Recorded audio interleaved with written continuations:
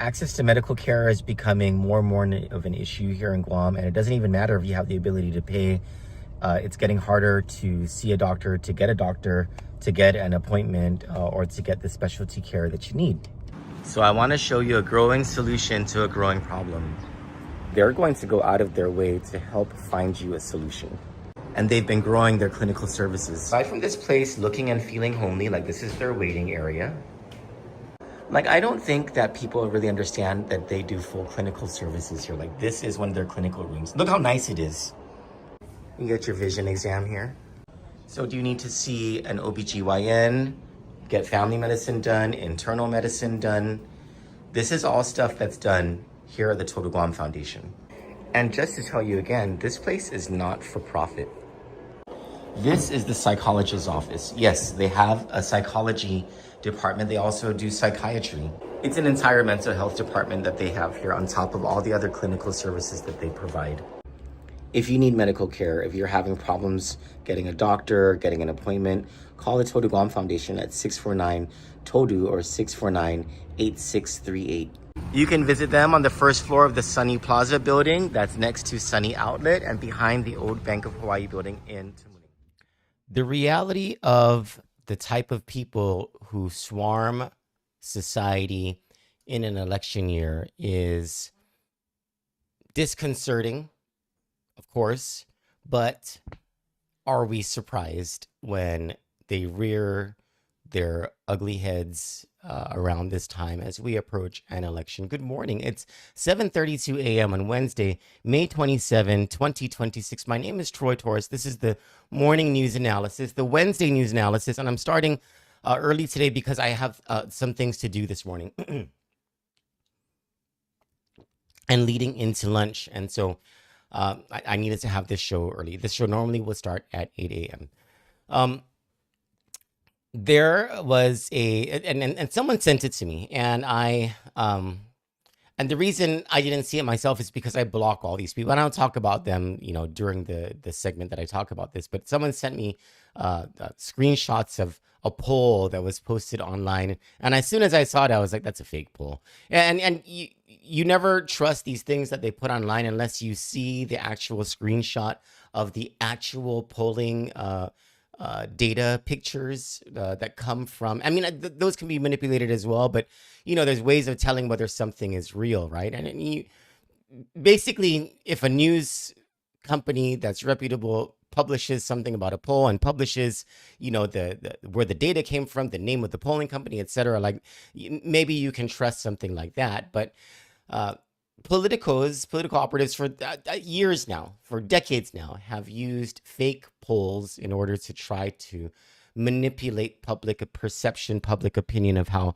the election is going. So something came to me yesterday, and I was like, "Gosh, that looks like KOAM, and it has Decision 2026, and the motif of it was all like KOAM." And then this morning, I woke up to a KOAM news alert about how someone's using their branding in order to perpetuate this fake news. And we'll talk about that.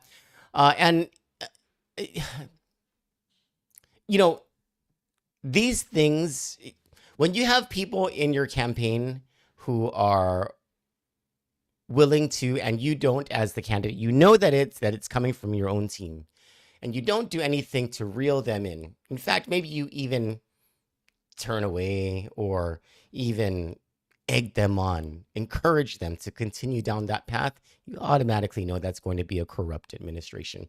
And it's unfortunate that it's the exception to the rule.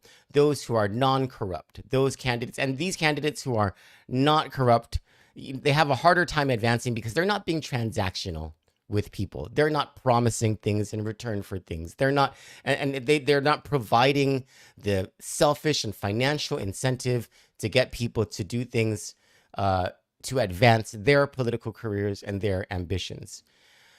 Samuel Kim, who is our newest columnist on Kandit News, he writes the column The Commons.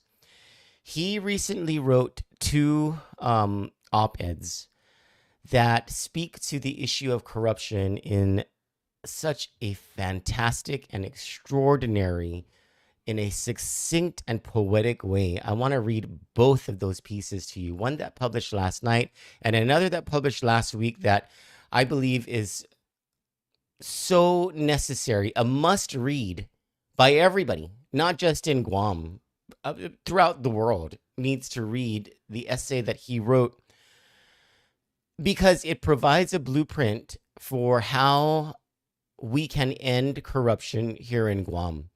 And it's such a powerful piece that not only do I want to read it to you, but throughout this campaign season, I've been wondering, is Kandit going to host a debate or a forum or something like that? And I think now, after reading Samuel Kim's piece, the answer is yes. Yes, I want to have at least one debate, at least, that focuses on the solutions that Samuel Kim presented in a piece called The Seed and the Soil. So we'll talk about these three things on the other side of this first commercial break. Well, we'll talk about them one by one. On the other side of the first commercial break, we'll talk about the fake poll. Stick with us.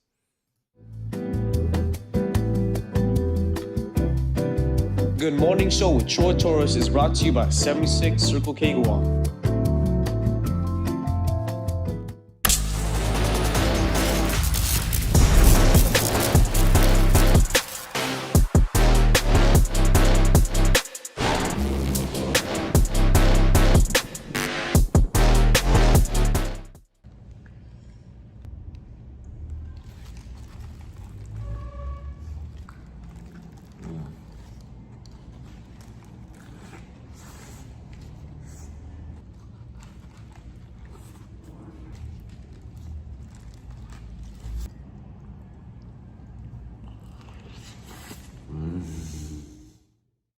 Yeah, I want to eat a Wendy's burger. There's actually this new, well, I think it's not new. They just brought it back onto the menu, a jalapeno cheesy burger or something like that over at Wendy's, and I wanted to eat that yesterday, but I'm on a diet again. I mean, I'm on a more restrictive, like a lower calorie sort of diet, so it didn't fit. So anyway, yesterday, a friend sent me a screenshots of what appeared to be the results of a poll, and it's for those involved in politics, and those of us who have been observing these sort of things. When you look at it, you automatically know, yeah, this is fake, and there's nothing to back it up. There's no story by KOAM or PDN or the Guam Daily Post or Kandit News or oh gosh, I'm forgetting the name of it. Pacific Island Times, where it's broken down and it's like here's the name of the polling company, the sample size was this, the margin of error was this, just and maybe even so that your audience understands that this is no BS, you provide screenshots of the actual polling report, right? None of that, right? It was just, and it looked like it was a KOAM poll. It looked like it was a poll that was commissioned by KOAM or that KOAM was reporting on because it had the entire KOAM motif on it. But the other reason that I knew that it was a fake poll was because of the name of the person who posted it into a certain group on Facebook. So there's this Facebook group that I used to be a part of, and I exited it from it, and not because it's a bad Facebook group, and not because it has and not because of its administrators or like what it was first intended to be, is called Fem Monacan. I'm probably not saying that right, but it was this. It used to be this great Facebook group where you could feel proud about being from Guam. You could learn a lot about our culture, our heritage, learn about what the military was planning to do. It was, I mean, it was curated at the time to be something where it was, and it's bigger than just Chamorro rights. It was just about it was Inafa Maulik, right? And then it slowly started to become more political. And, just because something becomes political doesn't mean it's bad.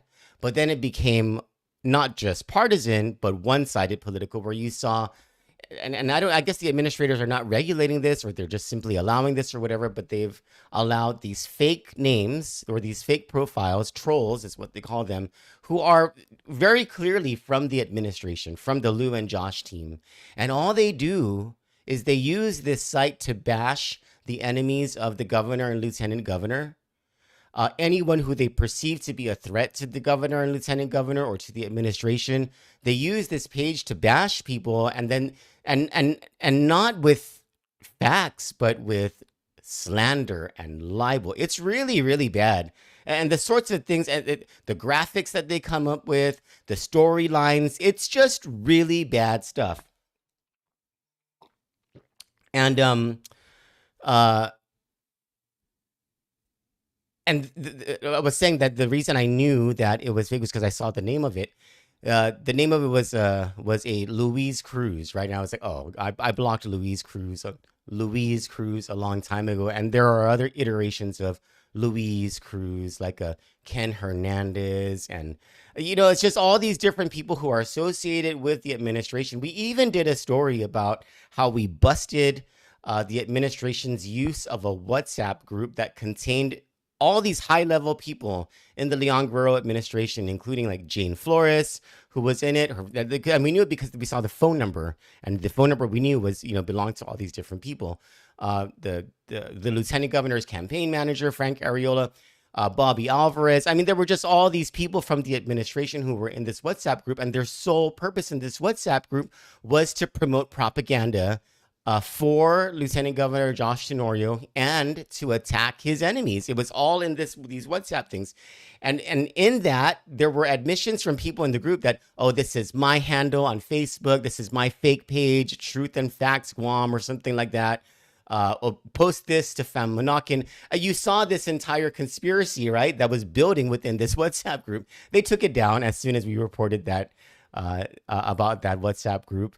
But I mean, it just shows you how dirty politicians and their politicos will get in order to attain power or to retain power. And one of the things that they do is they conjure up fake polls, and they'll show, and it's for whatever their motive is on that day. It's not all the time that they're going to show that their candidate is in the lead.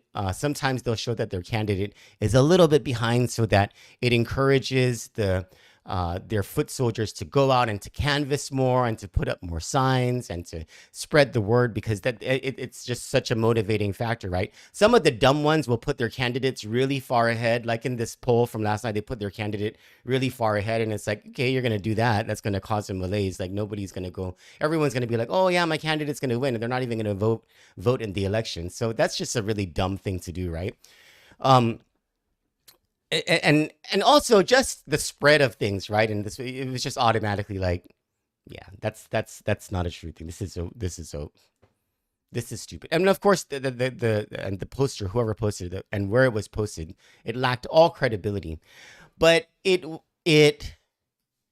was such an offensive thing because it purported to be, or it purported to manipulate people by making them think that it was from KOAM, that KOAM had to release a statement.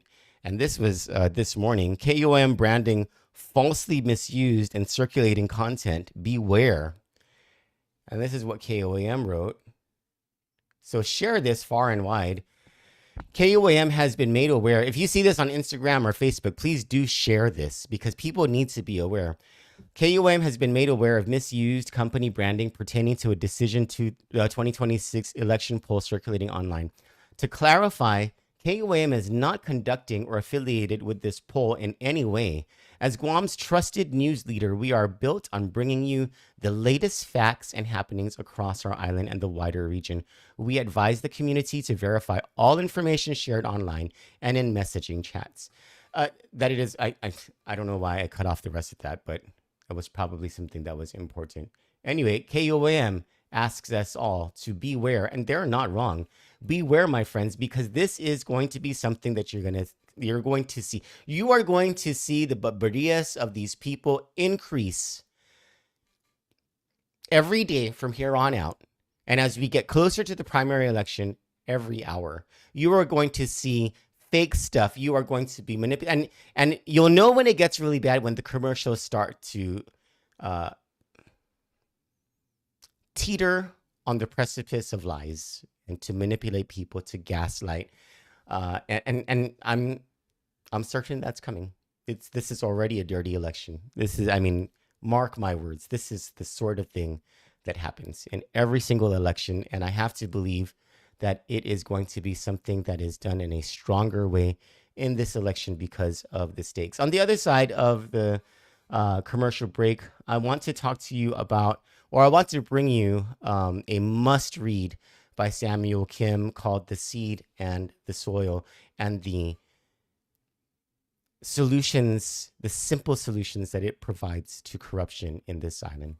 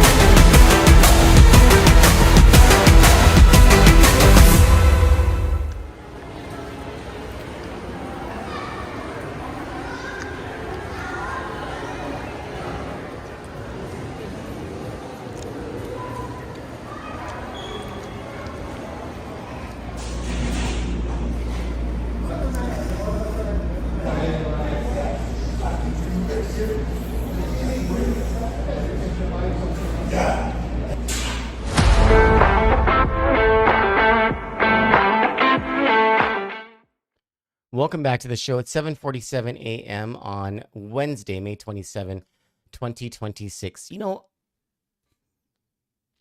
I want to say it is my longtime classmate Marlo Santos's birthday. I think I remember that May 27 is Marlo Santos's birthday. If anybody knows Marlo Santos, can you let, because I don't have her phone number, can you let her know that I said happy birthday? And if today's not her birthday, I know it's somewhere, or maybe it's Marisa and Pinko's birthday. It's someone's birthday who I went to school with at Notre Dame High School.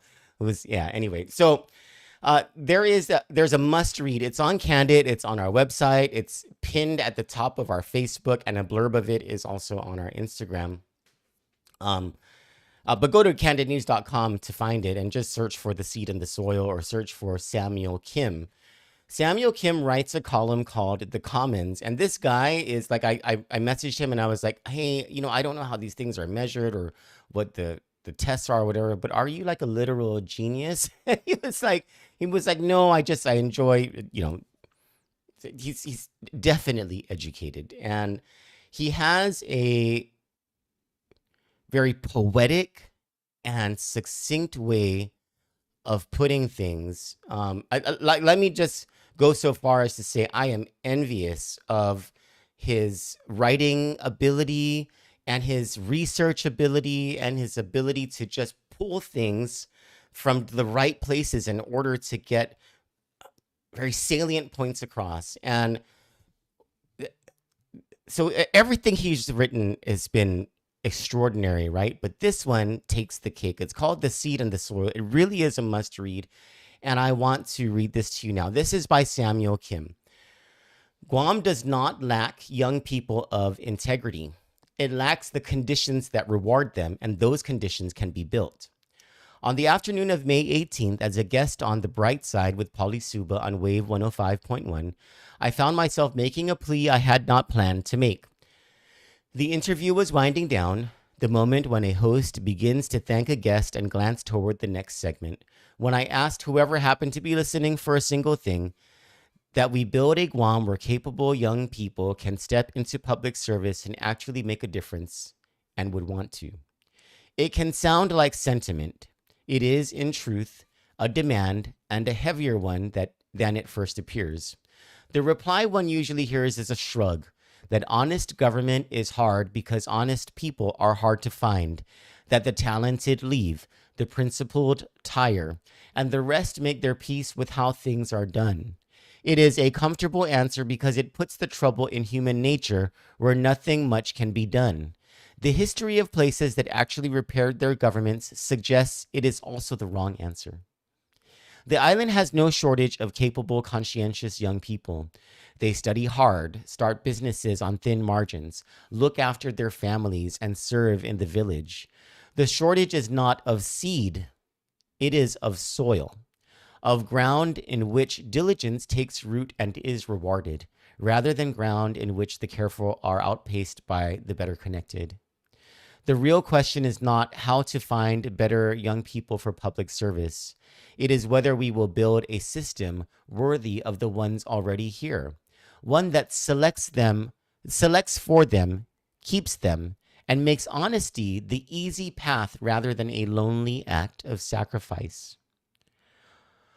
One night in October 1951, a gang hijacked a shipment of opium, 1,800 pounds of it, worth some $400,000, on a beach at Punggol in what was then colonial Singapore. Smuggling was ordinary in a port that size. What turned the heist into a scandal was the identity of three of the robbers. They were police detectives. Investigating police corruption all the time fell to a branch housed inside the police force itself. Asked to pursue its own, it did what such arrangements tend to do. It faltered. Though senior officers were plainly tangled in the racket, only two were ever dealt with. The inquiry hobbled by the plain fact that the investigators answered to the men they were investigating. The lesson the government drew is the one that matters here. It did not decide it merely needed more honest policemen. It decided that no institution can be trusted to police itself. And in 1952, it built a new bureau to do the job from outside the force entirely. That agency would help turn one of the most corrupt ports in Asia into one of the least corrupt nations on earth. That a system can be designed to select for its better people, rather than wait and hope for them, is among the most durable findings in modern economics, and it begins by overturning an old assumption about what makes nations rich. The 2024 Nobel Memorial Prize in Economics went to Darren Acemoglu, Simon Johnson, and James Robinson for showing that prosperity rests less on what lies under a country's ground than on the rules written above it. Where institutions are inclusive, dispersing opportunity, protecting effort, rewarding invention, societies grow. Where they are extractive, concentrating advantage among a connected few and treating the public as a resource to be tapped, they stall. The gap is not marginal. By the laureate's reckoning, the richest fifth of the world's countries are now some 30 times wealthier than the poorest fifth, a chasm explained largely by the rules under which people live and work. For an island that cannot vote itself a larger landmass, a deeper labor pool, or a shorter distance to its markets, this is not bad news. It is the opposite. Where nature is stingy, institutions carry more of the weight, not less. And institutions, unlike geography, are built by human hands. Whether a permit takes a week or a season, whether a contract goes to the best bid or the best acquainted, whether a young auditor's careful finding is acted upon or left to gather dust, these are not the weather. They are choices set into the design of the system. So what does a system that selects for good people actually look like? The evidence points to a few undramatic ingredients, beginning with how people are hired and kept. One answer has anchored its field for a quarter century. The sociologists Peter Evans and James Rock scored the economic agencies of 35 developing countries on a single quality they called Weberianness. Weberianness.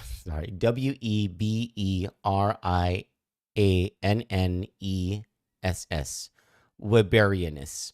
The degree to which a bureaucracy is hired by merit and offered a career worth staying for. The higher a country scored, the faster it grew, even after accounting for how rich or schooled it was to begin with. The reason is human and recognizable. When advancement follows competence, the able have reason to enter public service and remain. When it follows connection, they cede the field to those who trade in connection, and the institution slowly becomes the sum of what it rewards. What an unfair system does to its ablest people is more corrosive still, and it falls hardest on the young, who are deciding where to spend a whole working life. The economist Albert Hirschman gave the dynamic its enduring vocabulary.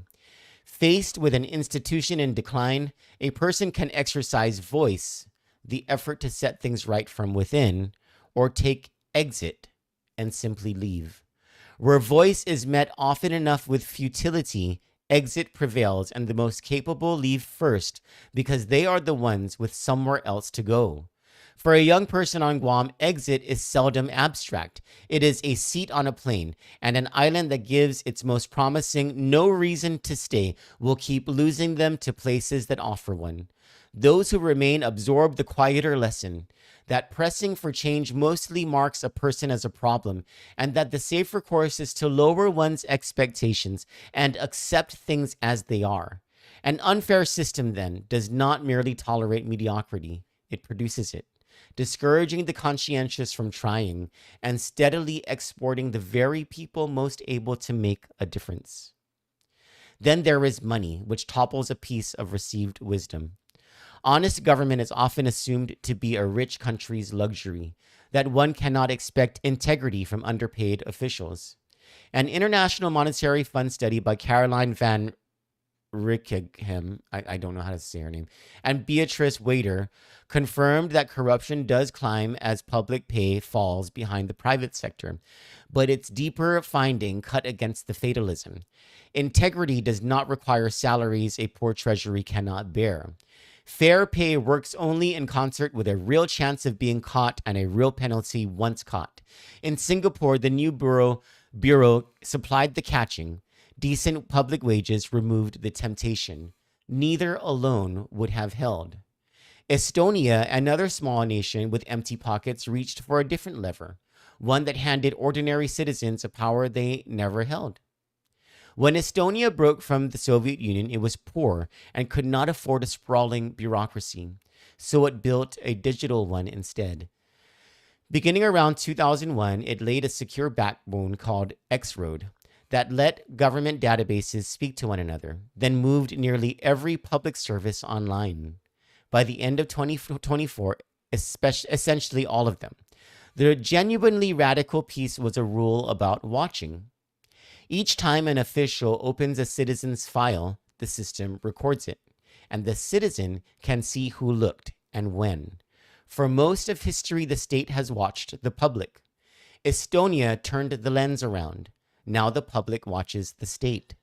Favoritism is harder in a lit room, and accountability no longer waits for a brave soul to file a complaint. It is built into the wiring. None of this required wealth that Guam lacks. It required a decision and the patience to keep it. Neither place is a template to import whole. Singapore's cleanliness came bound up with a concentration of power and a narrowing of dissent that Guam neither has nor should want, and Estonia traveled its own particular history. What carries across is sturdier and more modest than any single regime. Oversight that is genuinely independent, advancement that turns on merit, and a process open enough that ordinary people can watch it.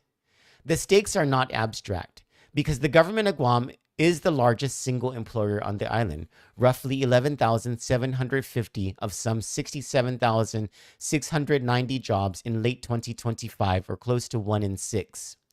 The same offices that hire and promote that workforce also issued the permits a business needs to open, award the contracts companies bid for, and enforce the rules everyone competes under. Their character is the climate in which every venture on the island either grows or fails, and the inheritance the next generation is being asked to take up. A shop owner who cannot tell whether a license will take 10 days or 10 months, or whether an honest bid stands a chance against a favored one, learns to expect little and invests accordingly or not at all. Multiplied across an economy, that hesitation becomes the quiet tax that weak institutions levy on everyone, paid not in dollars, but in ventures never begun. The repairs are unglamorous and well within reach. Hiring and promotion that turn on what a person can do rather than who they know. Public careers stable and rewarding enough that capable people can build a life in them, and oversight independent enough to follow a finding wherever it leads, with consequences that fall on conduct and not on convenience. And transparency wired into the process, so that contracts, permits, and payments are visible by default. Every one of these has been done by a place that started with less than Guam holds now.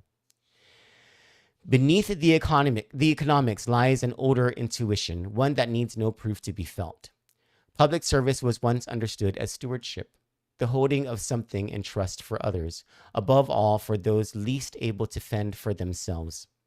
A system that rewards the connected over the careful does its deepest harm not to the powerful, who can navigate any arrangement, but to the family waiting on a delayed benefit, the small contractor shut out of a rigged bid, the patient at the end of an under-resourced line. And it quietly teaches the young who are watching what their integrity is worth. To make institutions fair is not merely efficient. It is a way of loving one's neighbor and of keeping faith with the generation that will inherit whatever we build, written in the plain language of hiring panels and procurement rules and audit trails. That is what I was trying to say on the radio, more clumsily than I have managed here. Guam's trouble, named honestly, is not a scarcity of good people. It is a set of conditions that ordinary, lawful, patient work can change, as a colonial port did after a beach full of stolen opium, as a broke Baltic republic did with little more than resolve and a length of cable. Neither went looking for better citizens. Each built ground in which the better instincts of the people it already had could finally take root. Words like that needs people willing to lead. Work like that needs people willing to lead it. And I will be honest that I am not today among them, like most who might be. I have a family to provide for and cannot make a martyr of myself. That is precisely the point. Any system that depends on martyrs has already failed. What the rest of us can do is humbler, and in an election year, decisive. The greatest power an ordinary citizen holds is the choice of whom to entrust with authority at the ballot box and in every appointment that flows from it. The question worth putting to anyone who seeks that authority is not whether they are charming or generous with promises, but whether they will use the powers we lend them to build merit, independence, and openness into the system, and then live under those rules themselves. We do not choose leaders for the favors they can do us. We choose them for the conditions they leave behind. The capable young people are already here. The soil is ours to prepare. That's The Seed and the Soil by Samuel Kim. And I read this almost every day because it is just, it's like everything that I've ever wanted to say about corruption in this island and how we could go about fixing it, and everything that has been in my head and could never translate through my voice or onto a sheet of paper. He did it right here. And so what I want to do with this, first with the gubernatorial candidates, I want to send this to the gubernatorial candidates. And I want to let them know that we are going to be coordinating a debate that is focused on the thesis of this paper by Samuel Kim called The Seed and the Soil. When we come back from the other side of the commercial break, I want to bring you the piece that he published last night, and it's directed at the very people we tend to believe are corrupt. Those in the business community who have been transactional with the corrupt in the government of Guam. We'll get to that on the other side of this commercial break. Please do stick with us.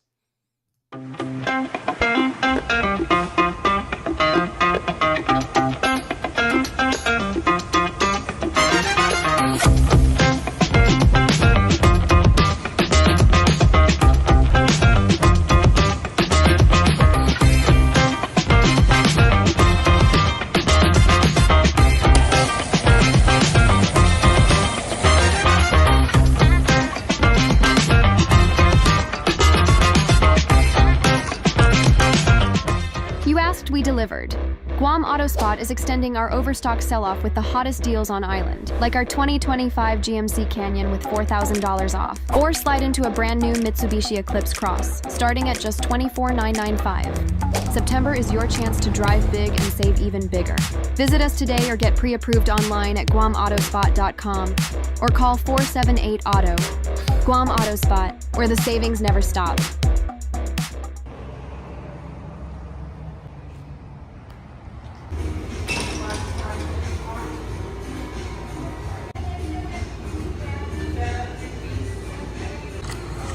This stuff's hitting the spot.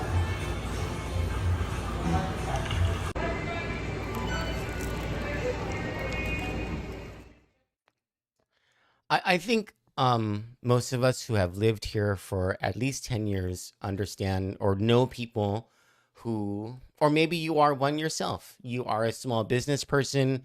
Um, Part of your business model involves providing services or products to the government of Guam. And as Samuel Kim points out, the government of Guam is this behemoth. It is a large part of the economy. So there, if you are in business, there is likely an intersection with the government of Guam. Even if you're a grocery store, the intersection you have to the government of Guam is the state plan for the Supplemental Nutrition Assistance Program, because a large part of your revenue comes from the SNAP program. It's federal, but there it's government of Guam administered as well. Or, you know, if you run a grocery store, if you run a gas station, you have to deal with the ABC, the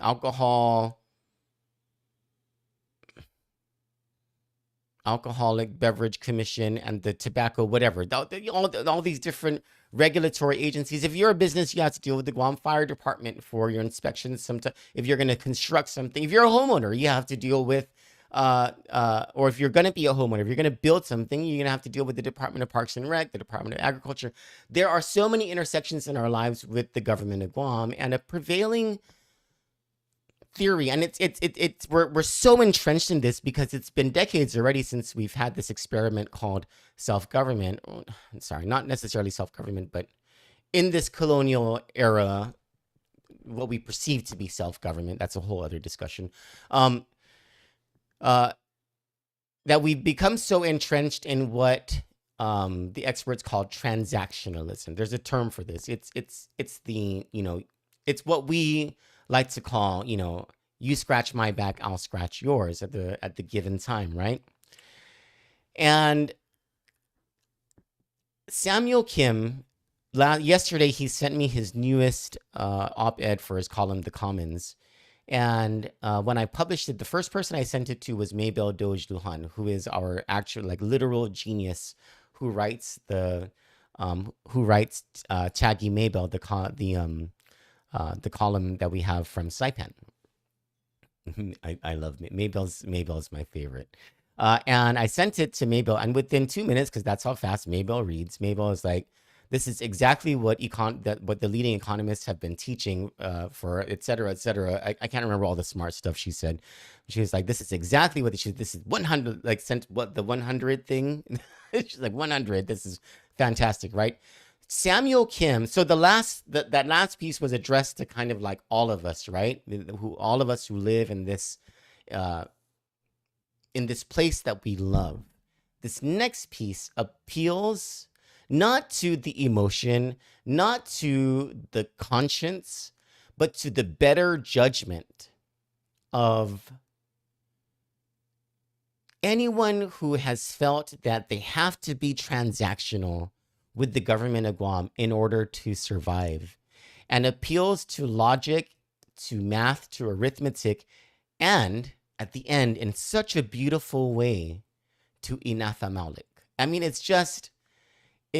anyway, so it's called The Larger Slice, and let me read this to you now.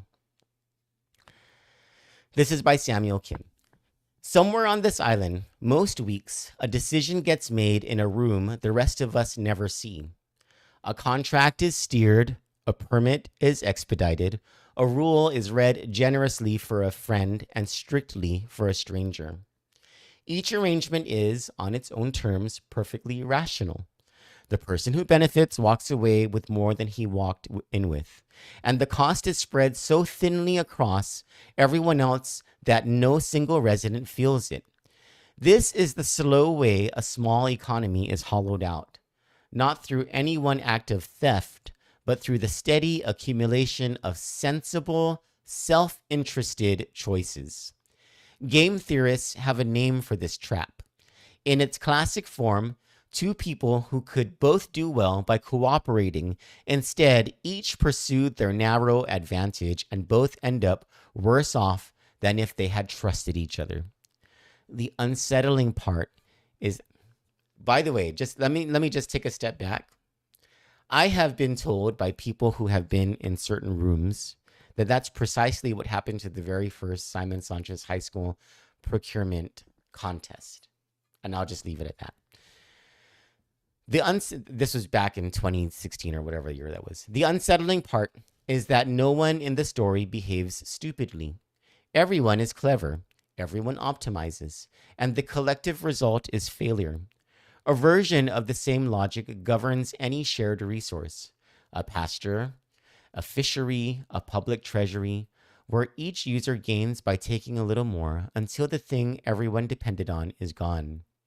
This is addressed to the people on Guam who already have what others are still chasing: the capital, the relationships, the standing to make a phone call that changes an outcome. None of them are villains in this story. In a place where the rules already seem to bend, securing one's own position can feel less like greed than like prudence. The only responsible way to protect a family in an uncertain world. That is the trap's quiet genius. It makes the move that drains the island feel like the move that shelters a household.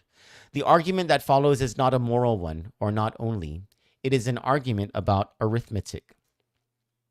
Capital is a coward and an honest one. It goes where it expects to be treated predictably, and it flees from places where the rules bend toward whoever is holding them that day. Across decades of cross-country research, economists have found that corruption behaves like a tax on investment, suppressing the inflow of outside capital, dragging down growth, and falling hardest on small, open economies with little else to offer. An investor weighing Guam against a dozen other places does not need proof of wrongdoing to walk away. The suspicion that the game is rigged is enough. Uncertainty alone raises the cost of doing business until the business is simply done somewhere else. There is a subtler cost, and it is the one the buyers of influence almost never count. Every dollar and every hour spent securing an advantage behind a closed door is a dollar and an hour not spent becoming better at the actual business, not spent on the equipment, the training, the lower price, or the improved service that lets a company win in the open. Economists call the practice rent-seeking, and its effect has been measured. When a society's most capable people are rewarded for capturing advantages rather than creating value, growth slows for everyone, and the talent that might have built things is spent instead on dividing them. A protected firm comes to feel safe, and the feeling is the danger. Shielded from competition long enough, it loses the muscle to survive without the shield. Guam lives with one national example of this every time it unloads a cargo ship. The Jones Act, the century-old law requiring goods moved between American ports to travel on American-built vessels, was meant to protect domestic shipbuilding.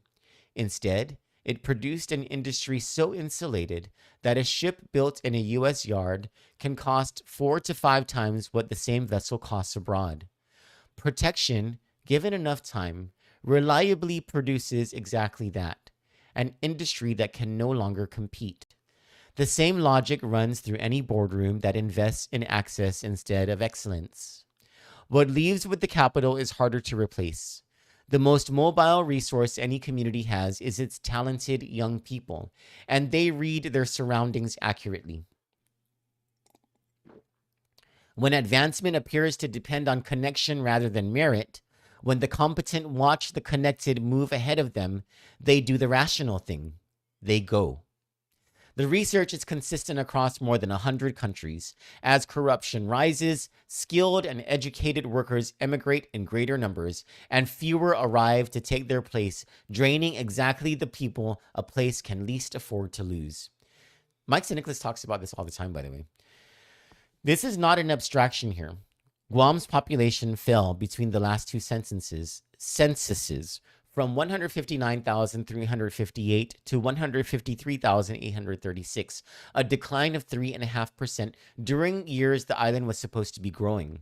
The federal government's own auditors note that every U.S. territory is now losing population.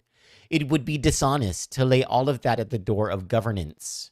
But anyone who has watched a capable nephew take a job in Texas or a daughter decide not to come home after college knows that the reasons people give for leaving and the reasons they actually leave are not always the same.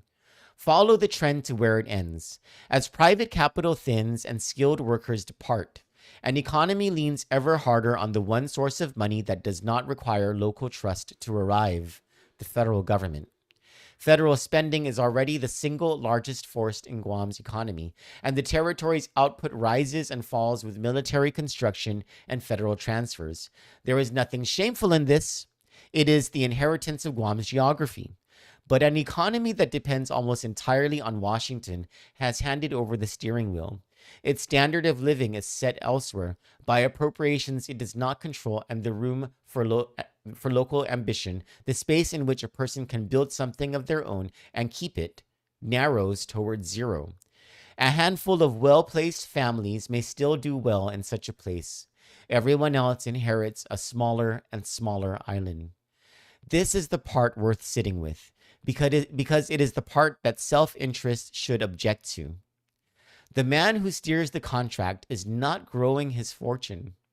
He is enlarging his share of a pie that his own behavior is causing to shrink. A larger and larger percentage of a collapsing economy still amounts in the end to less. The arithmetic is merciless and indifferent to anyone's cleverness. The reverse is also true, and this is the hopeful part.